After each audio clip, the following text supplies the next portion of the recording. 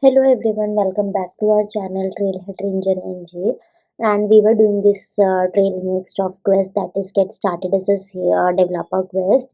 And in our previous video we have done this module, that is Salesforce developer quick look. And this project, that is get started with Salesforce development, is already done by us in in another video, which for which I have pasted the link already in the description box of previous video, so you can check that out. And in our today's video we'll be targeting this module, that is environments for Salesforce developer. So let's get started with it.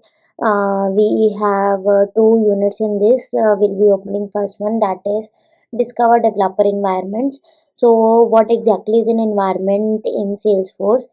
It is nothing but instance of Salesforce which our companies use to optimize and enhance their work, which we oftenly refer as org.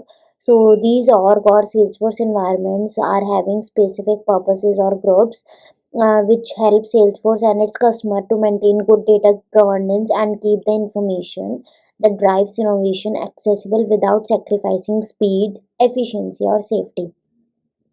This org or Salesforce environment play a key role in streaming development workflows, delivering consistency, strategically deploying feature release, or compatibility across enterprises with multi-tenant architecture. So there are different environments we can say we are having, that is developer orgs, sandboxes, and others as well. So developer version you have already covered, and we have already covered the free version which we use.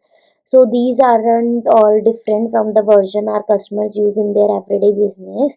And about the sandboxes, we have covered our video on the understanding of different sandboxes of Salesforce, which we have partial, full copy, developer, and others. So they have different use cases, like we can use for testing, deployment purposes, development purposes. So that's how all environments we are having. So when should I use developer environment? So use for developing new apps. So and also we can stay top on the new technology Salesforce providing. Then there are some limitations as well for developer environment, that is not including metadata or capping the amount of data that an environment can use. These limitations are different from production, because production is a higher version of these developer environments, but they shouldn't get in the way of building and testing stuff in the developer environment. So let's come to the quiz. Our first question is, which of the following is true about Salesforce environments? First is, environments are orgs for specific purposes and group. Second is, all environments require you to purchase Salesforce. Third is, you should create a new environment each time you spin up Salesforce to get the latest updates. And the last one is, environments are only for Salesforce developers to work on new apps. So first option should be the correct one. Second question is, what makes a developer environment different from a production environment? First option is, developer environments have time limits and data limitations that production environments do not have. Second option is, developer environments include a special developer console that allows you to configure elements of Salesforce that are not configurable in production. Third option is, a developer environment requires a minimum of 2500 users, while a production environment has no minimum user requirement. Fourth option is, developer environments are separate deployments that may copy data from production orgs but allow testing and development without impacting the production environment. So fourth option should be the correct one. Let's check. And that's how we are done with this unit. Let's move on to the next unit, which is explore available developer environments. So there are some developer environments we have, that is developer edition org, developer sandbox, and scratch orgs. So there are some differences they are having. If we are talk about which edition or environment contains production metadata, so only sandbox, but not developer edition org or scratch orgs. If they contains any production data, so none of it contains any kind of production data. Sandbox, if you remember, full copy sandbox contain production data or similar data as of production, but not that developer sandboxes.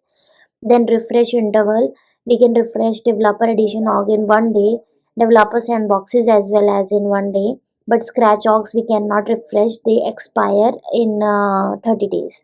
but developer edition org and developer sandboxes does not expire at all. And what about the data limit?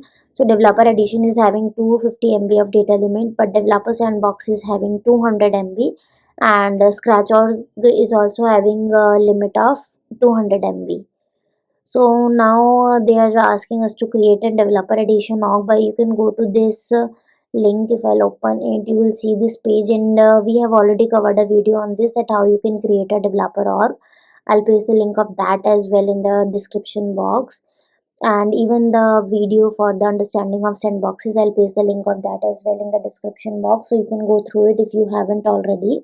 It will give you an overview for sandboxes, and it will be beneficial for you in the interview as well. Then you can sign up for it, and you will receive a link to activate that org in over your email. And after doing it, you'll be having with you a developer org. So that's it. And for Trailhead playground also, they are saying that how we can create one, so that also we have already created. There's a bit explanation about developer sandbox, developer pro sandbox, partial copy and full sandbox, so that we have already covered in another video. I'll be pasting the link. As I said, scratch orgs are nothing but if you are using any CLI, or if you are using any IDE, that is if you do work on VS Code, so you might have already created a scratch org sometime. So that's that. And now for hands-on, we need to just launch a Trailhead playground. So I've already created one, and I can just launch it and it will work. So I'll launch this and I'll check the challenge.